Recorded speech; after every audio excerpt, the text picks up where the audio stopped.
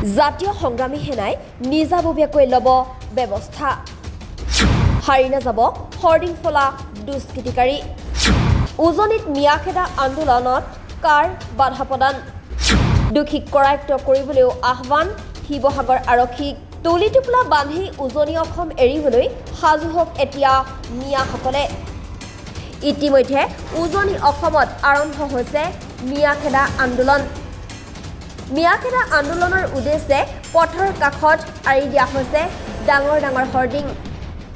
কিন্তু নিশা আন্ধাৰৰ সুযোগ লৈ কোনো দুষ্কৃতিকাৰীয়ে এই হৰ্ডিংসমূহ ফালি পেলোৱাত এতিয়া ক্ষোভিত হৈ পৰিছে জাতীয় সংগ্ৰামী সেনা জাতীয় সংগ্ৰামী সেনাই শিৱসাগৰ আৰক্ষীক আহ্বান জনাইছে শীঘ্ৰে দুখীক কৰায়ত্ব কৰক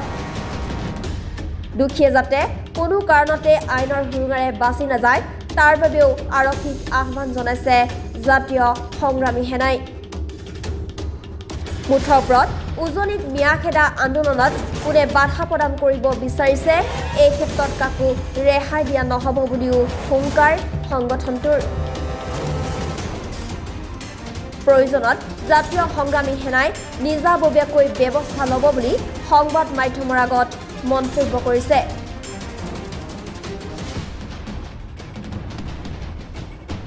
শেহতীয়াভাৱে ৰাজ্যৰ মুখ্যমন্ত্ৰী ডক্টৰ হিমন্ত বিশ্ব শৰ্মাৰ ভাষ্যৰ পাছতেই তৎপৰ হৈ পৰিছে প্ৰতিটো দল সংগঠন বিশেষকৈ নামনিৰ পাছতেই উজনি অসমত ক্ৰমাৎ বহিৰাগত লোকৰ আগমন বৃদ্ধি পোৱাক লৈ চিন্তিত হৈ পৰিছে জাতীয় সংগ্ৰামী সেনাৰ লগতে অসমীয়া যুৱ মঞ্চই যাৰ বাবে এতিয়া উজনি অসমত মিয়াখেদা আন্দোলন আৰম্ভ কৰিছে চাওক দীৰ্ঘদিনৰ পৰা জাতীয় সংগ্ৰামী সেনা অসমীয়া জাতিটোৰ সুৰক্ষিত ভৱিষ্যতৰ স্বাৰ্থত যি ধৰণৰ আচলতে মিয়া খেদুৱা এটা আন্দোলন কৰিছিল সেই আন্দোলনক মষিমূৰ কৰাৰ কাৰণে যি ধৰণৰ চক্ৰান্ত ৰচনা কৰা হৈছে আমি লগোৱা হৰ্ডিং বেনাৰ পোষ্টাৰসমূহ যি ধৰণৰ একাংশ দুৰ্বৃত্তই আচলতে অন্ধকাৰৰ সুবিধা লৈ ফালি পেলোৱা হৈছে তাক আমি জাতীয় সংগ্ৰামী সেনাই তীব্ৰ ভাষাৰে গৰিহণা দিছোঁ এনেকুৱা কাৰ্য কেতিয়াও সহজভাৱে মানি লোৱা নহয় এই কথা স্পষ্ট কৰি দিছোঁ ইতিমধ্যে জাতীয় সংগ্ৰামী সেনা শিৱসাগৰ জিলা সমিতিৰ তৰফৰ পৰা আমি এই ক্ষেত্ৰত আচলতে দুষ্কৃতিকাৰীক অনতিপলমে ধৰাৰ ব্যৱস্থা কৰিবলৈ আমি এজাহাৰ দাখিল কৰিম আৰু আমি আপোনালোকৰ জৰিয়তে শিৱসাগৰৰ প্ৰশাসনক আমি আহ্বান জনাম যে অনতিপলমে 24 ঘণ্টাৰ ভিতৰত এই দুষ্কৃতিকাৰী যিসকলে আচলতে আমাৰ এই সংগ্ৰামখন মষিমূৰ কৰাৰ কাৰণে চেষ্টা কৰিছে প্ৰতিটো দুষ্কৃতিকাৰীক ধৰি আইনৰ সুৰুঙাৰে বাচি নোযোৱাৰ ব্যৱস্থা কৰিবলৈ আমি দাবী জনাম আৰু অন্যথা কিন্তু আমি জাতীয় সংগ্ৰামী সেনাই নিজাববীয়া ব্যৱস্থা গ্ৰহণ কৰিম যিকোনো পৰিৱেশ পৰিস্থিতিৰ মোকাবিলা কৰি এই যিসকল দুষ্কৃতিকাৰী আমাৰ সংগ্ৰামখন মষিমূৰ কৰাৰ চেষ্টা কৰিছে প্ৰয়োজন হ'লে ৰাজপথত তেওঁলোকক ধৰি আমি নিজাববীয়াকৈ ব্যৱস্থা ল'বলৈ বাধ্য হ'ম আৰু এই ক্ষেত্ৰত যিকোনো অনাকাংক্ষিত পৰিৱেশ পৰিস্থিতিৰ সূচনা হ'লে তাত আমি জাতীয় সংগ্ৰামী সেনা কোনো কাৰণতে দায়বদ্ধ হৈ নাথাকিম এই কথা স্পষ্ট কৰি দিছোঁ সমান্তৰালকৈ এটা কথা ক'ব বিচাৰিছোঁ আমি যেতিয়া মিয়া বিৰোধী সংগ্ৰামখনৰ যিকোনো এটা পোষ্ট বিভিন্ন সামাজিক মাধ্যমত আচলতে আপলোড কৰোঁ বা আমাৰ মনৰ কথাখিনি ক'বলৈ চেষ্টা কৰোঁ তেতিয়াই দেখা যায় এই মিয়াৰ লগত আচলতে মিয়াৰ একাংশ আমাৰ অসমীয়া যিসকল আচলতে মিয়াৰ দালাল সেই দালাল ৰূপে বিভিন্ন ধৰণৰ মন্তব্য কৰি বা বিভিন্ন ধৰণে আমাৰ সংগ্ৰামখন মষিমূৰ কৰাৰ চেষ্টা কৰি আছে গতিকে এই অবৈধ মিয়াতকৈ আচলতে আমাৰ এই খিলঞ্জীয়া এই মিয়াৰ দালালবোৰ অত্যন্ত ভয়ংকৰ গতিকে তেওঁলোককো আমি জাতীয় সংগ্ৰামী সেনাই স্পষ্টভাৱে সকিয়নি প্ৰদান কৰিছোঁ ইয়াৰ পাছত যদি জাতীয় সংগ্ৰামী সেনাৰ লগত আচলতে মুখামুখি সংঘৰ্ষ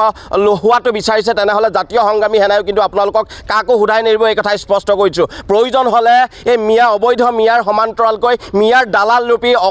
অসমীয়া যিসকলে আচলতে এনেধৰণৰ মন্তব্য দিবলৈ কুণ্ঠাবোধ নকৰে তেওঁলোককো আচলতে জাতীয় সংগ্ৰামী সেনাই নিজাববীয়া ব্যৱস্থা গ্ৰহণ কৰিব তাত কিন্তু আমি কোনো কাৰণতে দায়বদ্ধ হৈ নাথাকিম এই কথা পুনৰ স্পষ্ট কৰি দিছোঁ যোৱাকালি ৰাতি কিছুমান নুপুংসকে আমি জাতীয় সংগ্ৰামী অসমে শিৱসাগৰ জিলাত বিভিন্ন আমি বেনাৰ পোষ্টাৰ লগাইছিলোঁ অবৈধ সংযোগযুক্ত নাগৰিকৰ আগ্ৰাসনৰ বিৰুদ্ধে ৰাইজক সজাগ কৰিবৰ কাৰণে আৰু কিছুমান নুপুংসকে যোৱাকালি ৰাতি ভটিয়াপাৰাত থকা আমাৰ বেনাৰখন ফালি পেলাইছে ইয়াৰ পৰা এটা কথা স্পষ্ট হৈ পৰিছে আজিৰ তাৰিখত আমাৰ অসমত এনে কিছুমান জাতিদ্ৰোহী দেশদ্ৰোহী মানুহ সোমাই আছে যিসকল মানুহে অসমখনক বাংলাদেশ বনোৱাৰ ব্লুপ্ৰিণ্ট ৰচনা কৰিছে আমাৰ কথা স্পষ্ট এই ধৰণে চোৰৰ দৰে কিছুমান নুপুংসকে আমাৰ বেনাৰ ফালিলেও আমাৰ সংগ্ৰামখনক কেতিয়াও কিন্তু বন্ধ কৰিব নোৱাৰিব আমাৰ সংগ্ৰাম চলি থাকিবই উজনি অসমত এটাও মিয়া কোনো কাৰণতে থাকিব নোৱাৰিব হাজাৰ ধুমুহা আহিলেও হাজাৰ শক্তি প্ৰয়োগ কৰিলেও এটাও মিয়া উজনি অসমত থাকিবলৈ নিদিওঁ পিটি কিন্তু পিঠি বহল কৰি দিয়া এইটো কথা স্পষ্ট দ্বিতীয়তে আৰু এটা আমি কথা ক'ব বিচাৰিছোঁ যে অহা কাইলৈৰ পৰা শিৱসাগৰ লগতে সমগ্ৰ উজনি অসমত 100তকৈ অধিক কিন্তু বেনাৰ লগোৱা হ'ব আৰু অহা 8 তাৰিখে শিৱসাগৰৰ পৰা গণি 100 মিয়াক কিন্তু খেদা হ'ব। কাৰোবাৰ যদি দম আছে এটা মিয়া ৰাখি দেখুৱাওক, কাৰোবাৰ যদি দম আছে এটা মিয়া কিন্তু শিৱসাগৰত ৰাখি দেখুৱাওক। এই ধৰণে চোৰৰ দৰে নপুংসক কিছুমানে বেনাৰ পোষ্টাৰ ফালিলে ভাল নেদেখুৱায়। যদি দম আছে মুখামুখি লাগিবলা, যদি দম আছে মুখামুখি হৈ ইয়া। এই ধৰণে ৰাতি চোৰৰ দৰে বেনাৰ ফলা মানে এইবুলি নপুংসক বুলি কয়, হিজিৰা বুলি কয়, নপুংসক বুলি কয়, এইবিলাকক নপুংসক বুলি কয়। যদি সৎ সাহস আছে মুখামুখি হৈ ইয়া, যদি সৎ সাহস আছে মুখামুখি যদি সৎ সাহস আছে মুখামুখি তেতিয়া মানি মতা বুলি এই ধৰণে বেনাৰ পোষ্টাৰ ফালি আমাৰ সংগ্ৰামখনক কোনেও কিন্তু ৰুদ্ধ কৰিব নোৱাৰে। আমাৰ সংগ্ৰাম চলি থাকিব, এটাও মিয়া উজনি অসমত থাকিব নোৱাৰিব। আৰু দ্বিতীয়তে ইউনিছ তামুলী নামৰ এটা যিটো ফটুৱা বুলি কৈছোঁ আমি, এটা ফটুৱাই কৈছে যে 8 তাৰিখে হেনো শিৱসাগৰলৈ তেওঁ 100 মিয়া আনিব। ঘৰৰ কুকুৰে ঘৰত ভুকিবই, ঘৰৰ ভিতৰত সোমাই মোবাইলটো লৈ ভিডিঅ' বনাই ডাঙৰ কথা ক'লে ৰজা হৈ নাযায়। যদি ইউনিছ তামুলী দম আছে নিজৰ ঘৰৰ পৰা 100 মিটাৰ দূৰত থকা দলমুখ চাৰিল আহি দেখুৱাওক। যদি দম আছে ঘৰৰ ভিতৰত ভুকি থাকি লাভ নাই। আমিও কৈছোঁ যে অহা 8 তাৰিখে জাতীয় সংগ্ৰামী অসমে শিৱসাগৰৰ পৰা গণি 100 মিয়া খেদিম। কাৰোবাৰ দম আছে যদি আমাক ৰখি দেখুৱাওক। আৰু ইউনিছ তামুলী হৈছে এজন খিলঞ্জীয়া মুছলমান ব্যক্তি। তেওঁ হৈ কি কাৰণে নগাঁৱৰ পৰা মিয়া আনিবলগীয়া হ'ল,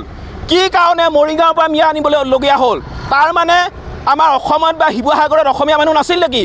অসমীয়া যুৱক নাছিল নেকি যে কাম কৰিবৰ কাৰণে নগাঁৱৰ পৰা যে মিয়া আনিবলগীয়া হ'ল, মৰিগাঁৱৰ পৰা যে মিয়া আনিবলগীয়া হ'ল? তাৰ পৰা এটা কথা স্পষ্ট হৈ পৰিছে যে ইউনিছ তামুলীৰ দৰে একাংশ মানুহে ধৰ্মটোক প্ৰাধান্য দিয়ে, জাতিটোক কেতিয়াও প্ৰাধান্য নিদিয়ে। আৰু এই ধৰণৰ কৰ্মকাণ্ড কেতিয়াও শিৱসাগৰত হ'বলৈ দিয়া নহ'ব। এই ধৰণৰ সাম্প্ৰদায়িক বিষয়বস্তু বিয়পাব পৰা মানুহৰ কৰ্মকাণ্ড কেতিয়াও শিৱসাগৰত কোনো কাৰণতে কেতিয়াও আমি হ'বলৈ নিদিওঁ। মিয়া শিৱসাগৰৰ পৰা যাব লাগিব, মিয়া উজনি অসমৰ পৰা সম্পূৰ্ণভাৱে যাব লাগিব, সেইটো কথা স্পষ্ট। আৰু আমাৰ বেনাৰ ফালি কোনোবা নপুংসকে যদি ভাবিছে আমাৰ সংগ্ৰামখনক ৰখাব পৰা হ'ব, কেতিয়াও ৰখাব পৰা নহয়। ঘেণ্টা বুলি ক'লেও কেতিয়াও ৰখাব পৰা নহয়। আমাৰ সংগ্ৰাম চলি থাকিব।